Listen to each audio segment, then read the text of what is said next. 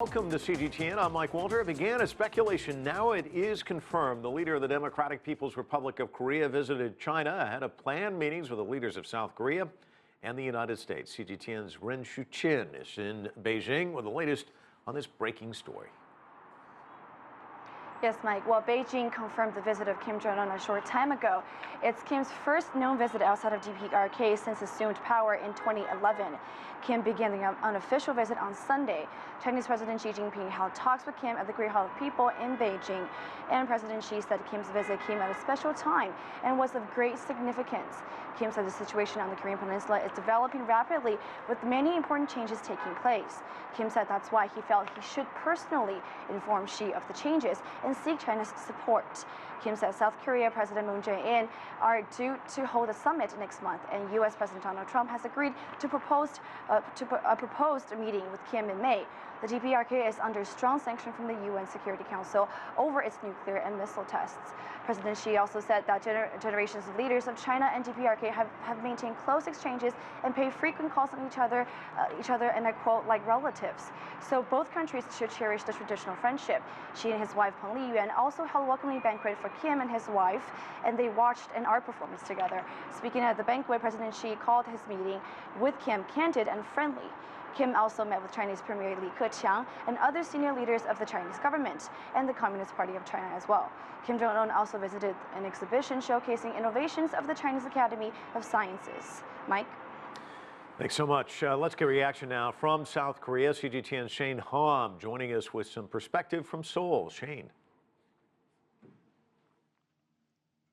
Mike, no official word yet from South Korean officials here, but monitoring DPRK media outlets here, KCNA putting out a report here pretty much the same time that China announced this, that the two leaders did in fact meet to, quote, develop friendship relations and to handle political and diplomatic efforts. These are the types of opinions that were exchanged between the two leaders. But as far as South Korean officials are concerned, when rumors were swirling that possibly DPRK leader Kim Jong Un was in Beijing earlier this week, officials did say that would be a positive outcome in the overall atmosphere here in this region. But just to add one more point from DPRK state media saying that Xi Jinping did in fact accept an invitation from the DPRK leader to reciprocate and to visit Pyongyang sometime in the near future. Mike? And Shane, let's talk a little bit more about timing. Why now? Why would Kim Jong Un visit China at this point in time?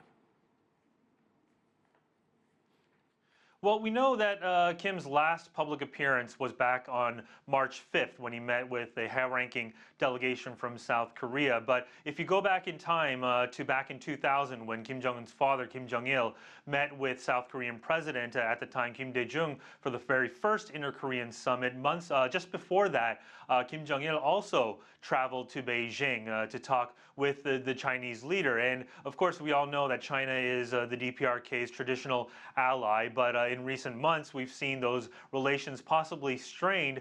But in this, with all that's happening here in this region, with the upcoming summits with the South Korean leader and a possible summit with U.S. President Donald Trump, it was only right, according to experts, to visit China first as his first overseas visit since taking power in 2011. And as far as diplomatic relations are concerned, we have senior Chinese diplomat Yang Jiechi scheduled to arrive here in South Korea, and also high-level talks to prepare for a possible summit, inter-Korean summit, on Friday here in South Korea. So a lot more to happen.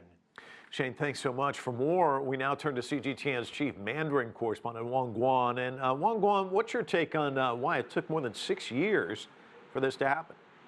Well, Mike, we know that China and the DPRK enjoyed this time-honored relationship, a quasi-ally 60 years ago when they fought and died together against US-led UN troops in the Korean War. But like my correspondent and colleague said, in 2012, both leaders assumed office, but not until now did they ever held their first summit meeting, a 6-year break. This marks the longest absence of bilateral summits between China and the DPRK in recent memory. If you think about it, back in the Mao days, Mao and Kim's grandfather, Kim Il-sung, met, they were allies. And then even when China recognized South Korea, which is called Southern Korea by Pyongyang, Pyongyang is not very happy, but still bilateral exchanges continued. This 6-year break is significant. China obviously hasn't been happy about the nuclear tests and the missile tests conducted by Pyongyang. But right now, Beijing feels like it needs to reassert itself back into this relationship and back into the situation on the Korean Peninsula. It wants to tell the world that Beijing still plays a role. And so what do we make of the meeting? Does it show a warming of relations? How does it impact this whole diplomatic scenario that we see unfolding, South Korea with overtures towards the DPRK, the U.S. as well? Well, certainly there's a flavor of geopolitics here. China and the U.S. are on a course of collision, not just in trade, but if you think about South China Sea and the Taiwan Travel Act, which obviously angered Beijing. So Beijing wanted to remind Washington that it still enjoys its relationship with the DPRK. It carries weight in this relationship. But also, as I was reading Xinhua's news release, this is pretty significant. 3,400 word covering this China-DPRK bilateral summit. Lots of warm exchanges, lots of warm wording, if you will. She emphasized the importance of keeping this bilateral exchange mechanism, calling that this is an exchange like relatives visiting each other. And the Kim Jong Un sounded more humble, striking a very humble tone, said that it is his obligation to come to congratulate Xi in person. And, you know, he also said it is a comradeship and a moral responsibility to come to Beijing and meet with the Chinese leader.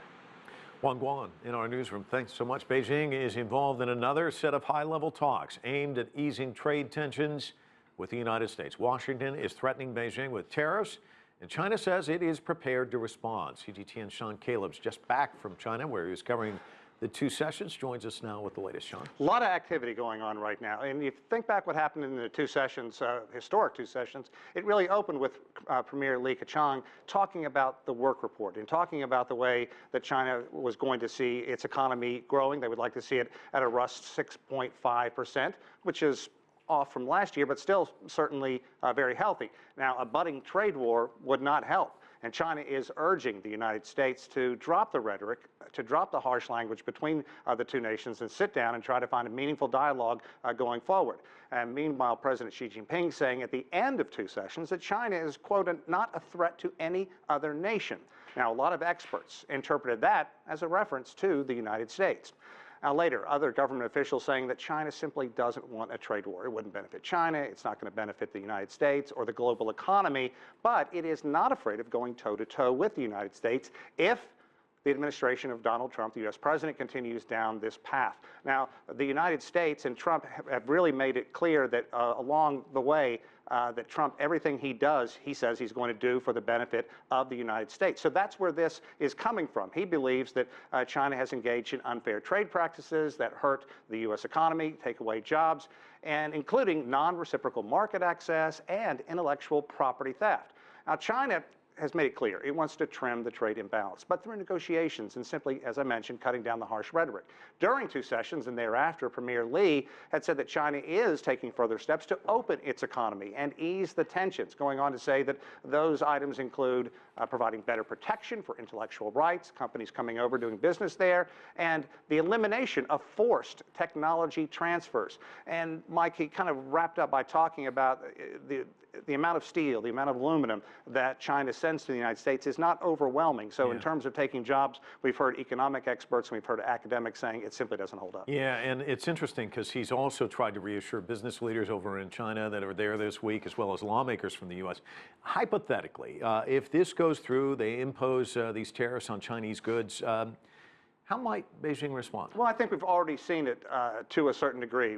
Donald Trump came out last week in very grand fashion saying that he wants to punish China some $60 billion worth of trade, and he wants to see the trade deficit trimmed by $100 billion. Well, China has already moved in, and they've attached tariffs to a certain amount of fruit, pork, wine, some steel products going in there. But I think what experts are worried about, so far China's been pretty muted, but they could take much more severe action going down the road. And I think that what they have talked about so far is the amount of things like steel and aluminum going into the United States. Is that really worth having this kind of tit for tat? It's hard to understand that such a small proportion could pose a threat to the U.S. national security. Likewise, the legitimacy of many other actions that the U.S. has taken or plans to take on the ground of national security can hardly be justified. If so, the tariffs that the U.S. threatens to impose on many industries involved in the plan Made in China 2025 are obviously intended for other purposes. Yeah, so the bottom line is if the negotiations don't go forward, if this harsh rhetoric continues coming from the United States, the tweeting, the language, Beijing has made it clear it's going to take its concerns to the WTO, so that could be the next step. Yeah, it's very interesting. You got to see it over there. You're back over here. Time to see it on this side, too. Thanks so much, Sean.